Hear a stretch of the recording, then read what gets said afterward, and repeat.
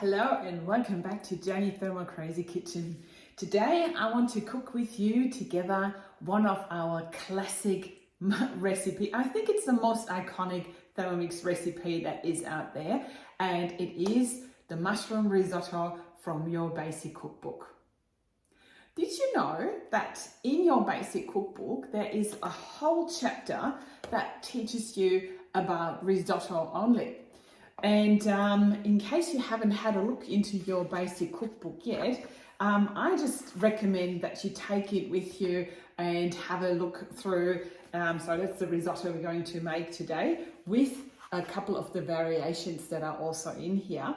But coming back to the book, it is really a huge source of knowledge, and there's ideas in there as well for meal prepping, so weekly meal planning, a whole chapter about yogurt, meat, and so on and so on. So, and in the back of that book, you will have, well, the resources, and in the resources, you will find tips and tricks about how to prepare food that you not want to follow a recipe. So for example, just for grating, how to chop onions, how much and at which speed and how long, for chopping, mincing, crushing, grinding, milling, and also for steaming not only vegetables and so on. So for example, if you just want to steam a bunch of broccoli, then it will suggest the amount of it, how long, and whether to use the simmering basket or the varoma.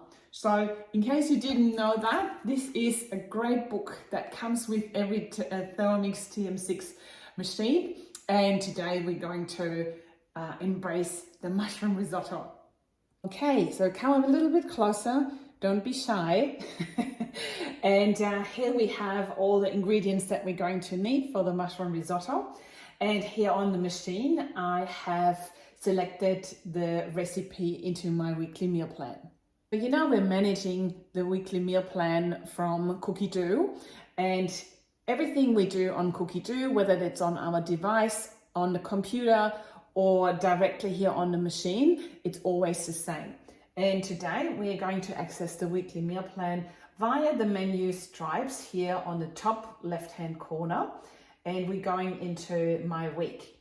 And here for today, I wasn't sure which one we're going to make, but I have here the risotto verde, another option, but I couldn't get the basil, and I really wanted to make it with fresh basil. That's why we're going back to the good old mushroom risotto. Once you bring up the recipe on your screen, then you know you can scroll down and have basically the same view, the same access like you have in your book. So you don't need that beautiful white book in your kitchen. Keep that somewhere safe. And but also down here, you will see the tips and tricks and the variations. And today we're gonna make a variation with chicken and also spinach. This is such a forgiving and such a versatile recipe.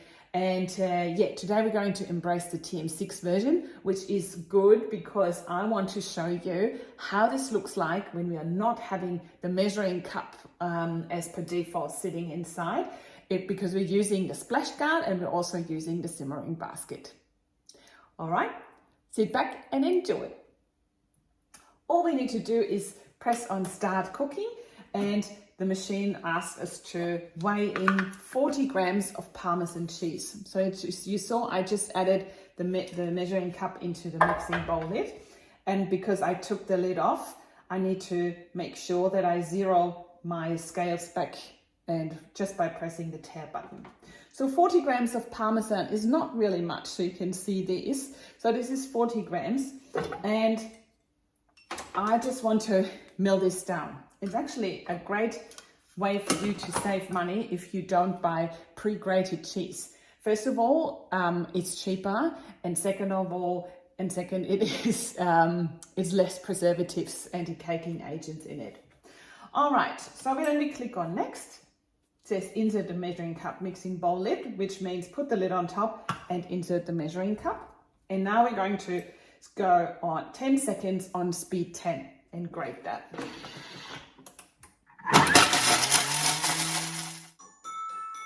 All right, that was 10 seconds fast, and this is how it looks like. All right, finely grated Parmesan cheese. There we go. Following the next recipe step, it just asks us to transfer that in the bowl and set it aside. So we are going to use that Parmesan cheese later and just stir that through at the end into our mushroom risotto. So in the next step, it's going to ask us to clean and dry the mixing bowl. So what I'm going to do is, usually I really don't do that, but what I'm going to do is I'm using a brush this time to scrape out all the little bits and pieces from my cheese, especially from the bottom.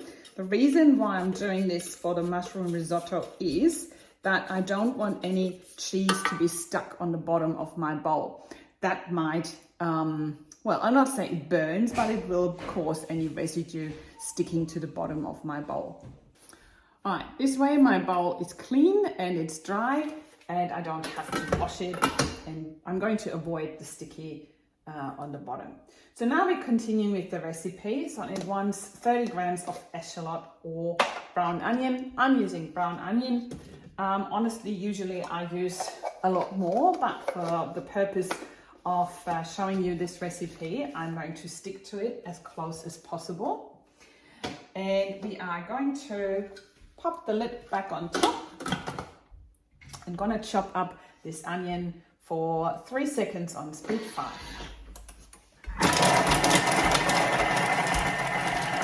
So that was 3 seconds on speed 5. I mean, why would you want to chop any onions other than in your Thermomix when you can have these results in just 3 seconds?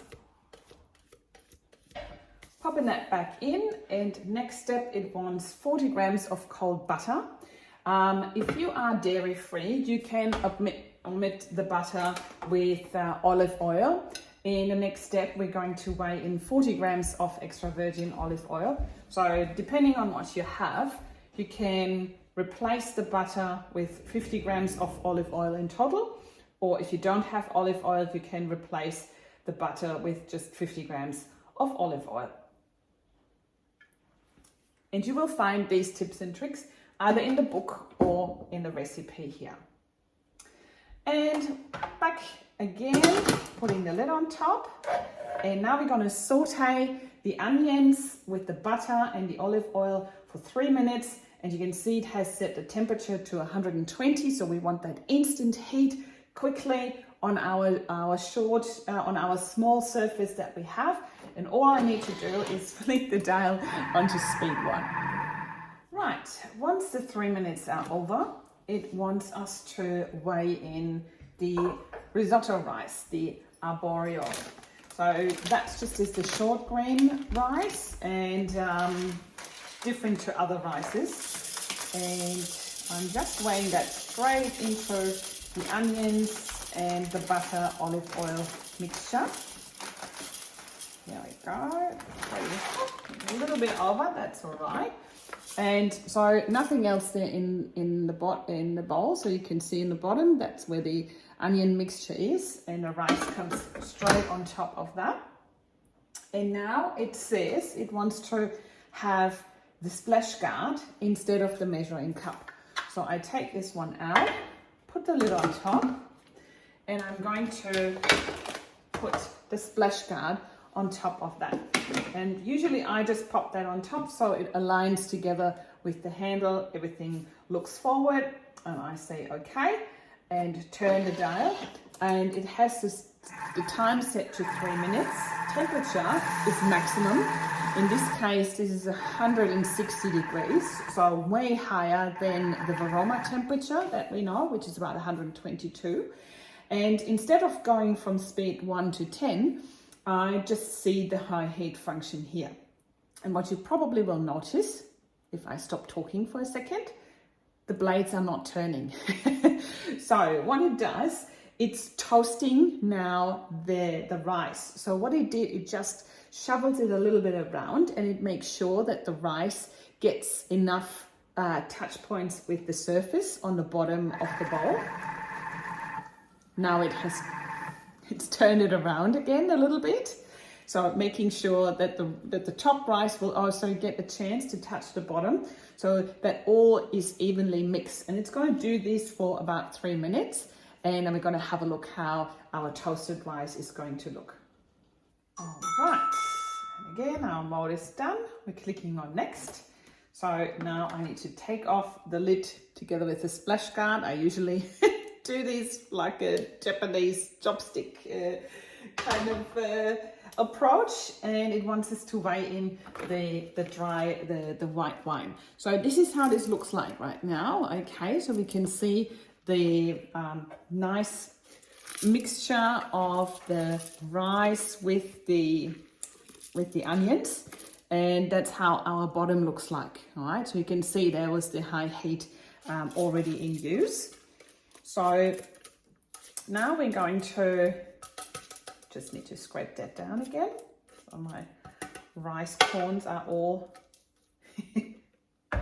nicely there on the bottom. So I'm going to zero that back, tear that back to 0, and now I'm going to weigh in 60 grams of dry white wine. I only have rosé today, but look, that's completely fine, and that's something nice you can just have it together with your meal later. And again, popping the lid back on, and it wants the splash guard instead of the measuring cup. So I tell it, yep, that's done. And we're going to toast that or saute that for another 2 minutes. And once more, we are done. So now it asks us to scrape the bottom of the mixing bowl to loosen the rice a little bit. All right, so now we have infused our rice with the wine, and because we're using the high heat, the high temperature, the alcohol basically has evaporated already. So, but what we can notice is that on the bottom of the bowl, the rice corns, not all of them, have some of them will just stick a little bit to the bottom. So what we're going to do now is just loosen that up. So I'm going to use my spatula on both sides, and I'm just scraping the bottom a little bit to lift them up. And then when I go around the clock, by the way, this is how you use your spatula. Always use it clockwise, so you're not touching the sharp side of the blades. This way they stay intact. Now I've loosened everything and just popping the bowl back into the machine. And now it wants 1 to 2 tablespoons of veggie stock paste. So that's something that we usually cook together first thing, that when we're making this. That's the rest of mine, and now I need to make new ones. So if you are curious how to make your own veggie stock paste, which is basically golden liquid, have a look. I've made a video. It's called Traveling with my Thermomix, and I'm making veggie stock paste there in my caravan. All right, at this step, it asks us to put in the 250 grams of the mushrooms. And if you have a look in the tips of the recipe, at this step, that's when you're using also chicken, that's when we would put in the chicken either instead of the mushrooms or on top of the mushrooms. I'll show you that in a minute. So I have used chicken tenderloins just because I'm personally not a fan of thigh. Thigh would definitely work best to stay together. And so I'm going to tear that back, and I still want my mushrooms also going in there. You could also, probably just a little bit less. I bought sliced mushrooms here because they were on special, so I thought, oh, fantastic. So I'm using about 150 instead of 250 just to keep the mixture even. You could add other vegetables here at this stage as well. So frozen beans, frozen peas, although they don't need that long. Pumpkin, for example. So whatever you find in the fridge and you want to put that into your risotto, that is the stage. So whenever it asks for the mushrooms, just put anything else in there. This is again a very forgiving recipe. So now we're going to not recipes. So we're going to add 720 grams of water, and it went already back to 0. So we just pour that on top of everything else. 720. Here we go. Up. Here we go. It's 730, but it doesn't matter. So look, whenever you're cooking and you go away from the recipe, one thing you need to really make sure is that you're not going over the maximum filling line, which is here at my inside. So as long as I stay below it, that should be fine. For most of the recipes, just be careful not to overload the machine. All right, now it wants us to stir that through one more time. Just give that, especially the bottom, a good scrape to loosen the rice. And before we continue, I just want to share one more tip with you. So what I usually do is, so these are dry shiitake mushrooms. And what I usually do is well, not all of them, but some of them I mill up into a mushroom powder.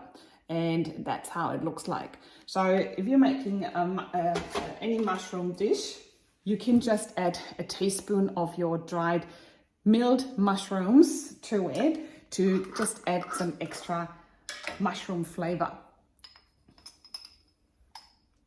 Here we go. Just as a spice comes there on top of that. That's obviously totally optional and not part of the recipe. So now it asks us, place the simmering basket instead of the measuring cup onto the mixing bowl lid. So no longer the splash guard, we'll pop the lid back on top, and not the measuring cup, but the simmering basket. The reason for that is that will evaporate, or will evaporate more liquid than using the simmering basket or the splash guard. Clicking on next, so 13 minutes where we don't have to stand in the kitchen and stir. And all we need to do again is flick the dial. It's set to 100 degrees and on speed 1.5, and you can also see we're going backwards. So we're using the back side of the blades. This way our chicken should stay intact, and not everything is going to be chopped up and, well, pureed whilst it's cooking.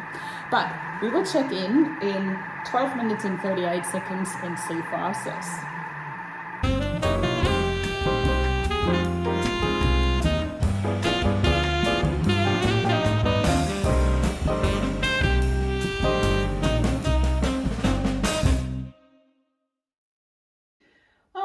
Meanwhile, the kitchen is already cleaned up, and what I will do now is I just quickly have a check how the chicken looks like. Usually in the recipe you will see it says if you're adding the chicken, then you should add 3 more minutes to the cooking time, but I quickly want to show you how this looks like when we're just following the recipe exactly to the T. And here we go, that's the chicken. Oh, here we are. Nice, the pieces and the mushrooms in there. As you will also notice, it looks a little bit liquidy right now, a little bit liquid at the moment, but the rice will keep absorbing the liquid within 5 minutes after the end of the cooking time. So I'm not going to extend that. What I'm going to do next is I'm going to transfer that into my thermoserver. And what I've also did in my thermoserver, I've put in some fresh spinach. All right, and here it is. So what's a thermoserver? That is a bowl, a double-walled insulated stainless steel bowl that keeps our food hot or cold for up to 2 hours. And I've just added 2 handfuls of fresh baby spinach on the bottom of that. And I'm going to pour the risotto just there on top. And that will wilt my spinach. Sorry if you can't see that. And also what I'm going to do is I'm going to stir through the grated Parmesan that I had here. And this way You can already see how the rice has absorbed more of the liquid, and we're going to get that typical risotto structure here in a minute.